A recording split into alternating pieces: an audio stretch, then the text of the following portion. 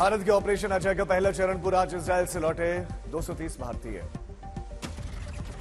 बीते रात को तेल अवीव से विमान ने भरी थी उड़ान। दिल्ली में आईजीआई एयरपोर्ट पर लैंडिंग हुई आज।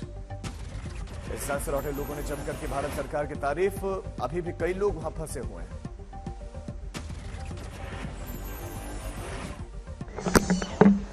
धन्यवाद भारत सरकार, बीजेपी, मोदी जी, सबको बहुत बहुत धन्यवाद। बहुत धन्यवाद भारत सरकार, बीजेपी, मोदी जी, सब। 256 नेपाली नागरिकों के भी इजरायल से वतन वापसी। नेपाल सरकार ने किया नेतन्याहू का धन्यवाद। इजरायल पर हमास के हमले के आज 7 दिन पूरे। आतंकी संगठन की बड़ी हमले की चेतावनी। कहा 1200 लड़ाके इजरायल में घुसे। गजा में महिलाओं बच्चों की हत्या बंद करने की हमास की धमकी। कहा कि आज अल-अक्सा मस्जिद में घुस सकते हैं फिलिस्तीनी। लखनऊ में भी ऐतिहासिक आसिफी मस्जिद पर होगी विशेष नमाज। इजरायल के हमले में मारे गए लोगों के लिए आयोजन।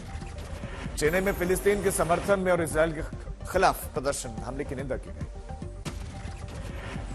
आज प्रधानमंत्री मोदी करेंगे G20 पार्लियामेंट्री स्पीकर समिट का उद्घाटन। 2 दिनों तक आयोजन।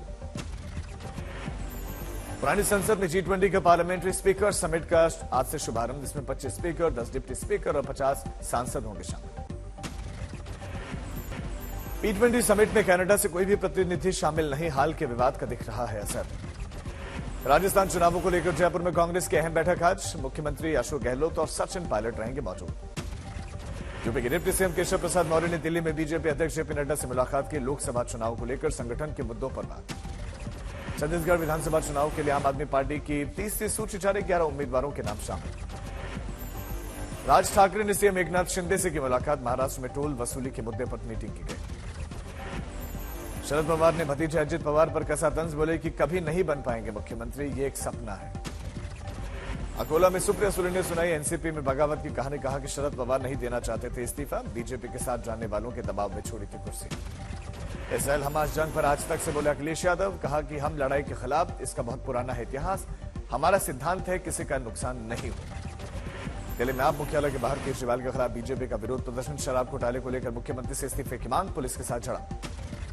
दिल्ली में कांग्रेस की केंद्रीय चुनाव कमेटी की बैठक। छत्तीसगढ़ और मिजोरम चुनाव पर उम्मीदवारों पर फैसला। कांग्रेस सीईसी की बैठक में शामिल हुए राहुल गांधी। अध्यक्ष मल्लिकार्जुन खड़गे भी मौजूद रहे। आप सांसद राघव चढ़ा के सरकारी बंगले पर दिल्ली हाईकोर्ट ने सुनवाई पूरी करके फैसला सुरक्षित रख लिया है। इससे पहले पटियाला हाउस कोर्ट ने बंगला खाली करने का दिया था आदेश। विदेश मंत्री एस जयशंकर को अब जेड कैटेगरी सुरक्षा मिली। सूत्रों के मुताबिक आईबी की थ्रेट रिपोर्ट के आधार पर यह फैसला। गृह मंत्रालय ने अजीत जोगी के बेटे अमित जोगी को दी जेड कैटेगरी की सुरक्षा। आईबी रिपोर्ट के बाद लिया गया फैसला। बिल्किस बानो केस में सुप्रीम कोर्ट ने फैसला रखा सुरक्षित। दोषियों को मिली छूट के खिलाफ दायर हुई थी अर्जी। जेडीयू के प्रदेश उपाध्यक्ष ललन पासवान ने पार्टी से इस्तीफा दे दिया। कई दिनों से चल रहे थे नाराज। लोकसभा चुनाव को लेकर कांग्रेस की नागपुर बैठक में जबरदस्त हंगामा। आपस में भिड़े कार्यकर्ता। लखनऊ में सीएम योगी की अधिकारियों के साथ अहम बैठक। उत्तर प्रदेश में कानून व्यवस्था की समीक्षा। उज्जैन में बीजेपी महासचिव कैलाश विजयवर्गीय ने पढ़ा कार्यकर्ताओं को जीत का पाठ। कहा कि सभी कार्यकर्ता एक हैं और पार्टी के लिए सभी करेंगे काम। जातीय जनगणना को बिहार के पूर्व मंत्री और बीजेपी विधायक नीरज कुमार ने बताया फर्जी। कहा कि इसे लालू प्रसाद यादव के दबाव में लाया गया। रायपुर में कांग्रेस की प्रेस कॉन्फ्रेंस। पवन खेड़ा ने कहा कि छत्तीसगढ़ में किसानों के हित में काम प्रधानमंत्री को दिखता नहीं है। नंदीग्राम पहुंचे नेता विपक्ष और बीजेपी नेता शुभेंदु अधिकारी। हल्दी नदी से हुए भूमि कटाव का जायजा लिया। बिहार के नौगछिया में बीजेपी कार्यकर्ताओं पर केस करने पर एसडीओ पर खूब बरसे केंद्रीय मंत्री अश्विनी चौबे। कहा कि चुप रहो यार, मुझे सब मालूम है, तमाशा मत करो। रोहतक में सीएम योगी और आरएसएस प्रमुख मोहन भागवत योग गुरु ने धार्मिक मठ के कार्यक्रम में शिरकत की। बाबा रामदेव ने कहा कि देश को नंबर 1 आर्थिक शक्ति बनने का 2047 तक का इंतजार नहीं करना चाहिए। 2035 में भी बड़ी शक्ति बन सकते हैं। गाजियाबाद में सीएम योगी ने देश की पहली रैपिड एक्स के लिए पीएम के कार्यक्रम का जायजा लिया। जनसभा स्थल में तैयारियों का सीएम योगी ने निरीक्षण किया। जम्मू कश्मीर में इस साल अब तक मारे गए हैं 53 आतंकी। इसमें 40 पाकिस्तानी आतंकी भी शामिल। हैदराबाद में पुलिस ने 5 लाख का कैश बरामद किया। पड़ताल शुरू। कांगड़ा में हथियार और ड्रग तस्करी गिरोह का खुलासा। 2 आरोपी गिरफ्तार। धनबाद में एक व्यवसायी से चंदा मांगने पर मारपीट। घटना सीसीटीवी में कैद। केस दर्ज। हनुमानगढ़ में आचार संहिता के दौरान एक्शन वन विभाग की टीम ने पेड़ों की अवैध कटाई के खिलाफ चलाया अभियान। ड्रग तस्करी के खिलाफ जम्मू कश्मीर और पंजाब पुलिस का साझा ऑपरेशन। रामबन पुलिस ने 30 किलो कोकीन की खेप बरामद की। बाजार में उसकी कीमत 300 करोड़। ड्रग रैकेट की जांच पड़ताल के दौरान करीब 5 करोड़ कैश भी बरामद। कई पेडलर गिरफ्तार। रामबन पुलिस ने निभाई इसमें अहम भूमिका। जम्मू कश्मीर के डीजीपी दिलबाग सिंह बोले कि आतंकवाद के नजरिए से 33 साल में सबसे बेहतर रहा 2023। बेंगलुरु में एक शख्स ने अपनी बेटी को मार डाला। दूसरी जाति के लड़के से दोस्ती से था नाराज। भीलवाड़ा में वंदे भारत एक्सप्रेस ट्रेन पर पथराव। यात्रियों में फैली दहशत। 25 दिनों में तीसरी घटना।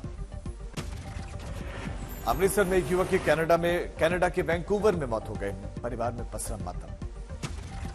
हिसार में 30 आवारा कुत्तों ने 4 साल के बच्चे को बुरी तरीके से काटा। बच्चे की हालत गंभीर है। पठानकोट में 2 सरकारी दफ्तर में शॉर्ट सर्किट के चलते जोरदार धमाका। 2 लाख रुपए का नुकसान हुआ है। सोनीपत में शॉर्ट सर्किट के चलते फुटवेयर बनाने वाली फैक्ट्री में लगी आग। कर्मचारी समेत सभी सलामत निकले बाहर। नवरात्रि से पहले अयोध्या में रामलीला शुरू। उमड़ा श्रद्धालुओं का सैलाब। अहमदाबाद में भारत पाकिस्तान मैच से पहले नवरात्रि टैटू का उत्साह। क्रिकेट खिलाड़ियों वाले थीम की डिमांड है। अहमदाबाद में भारत और पाकिस्तान के बीच में क्रिकेट वर्ल्ड कप का महामुकाबला। आज 5 खिलाड़ी नरेंद्र मोदी स्टेडियम में बहाएंगे पसीना। कल होने वाले मैच को लेकर अहमदाबाद स्टेडियम के बाहर जबरदस्त सुरक्षा। 7000 पुलिसकर्मियों की तैनाती। भारत पाक मैच से पहले स्टेडियम में सिंगर अरिजीत सिंह का कार्यक्रम। अमिताभ बच्चन, रजनीकांत, सचिन तेंदुलकर भी रहेंगे मौजूद। क्रिकेट वर्ल्ड कप के लीग मुकाबले में साउथ अफ्रीका ने ऑस्ट्रेलिया को 134 रनों से हराया। डिकॉक ने 109 रन बनाए। वर्ल्ड कप में ऑस्ट्रेलिया की लगातार दूसरी हार। अंक तालिका में अब तक एक भी अंक नहीं कर पाई अर्जित।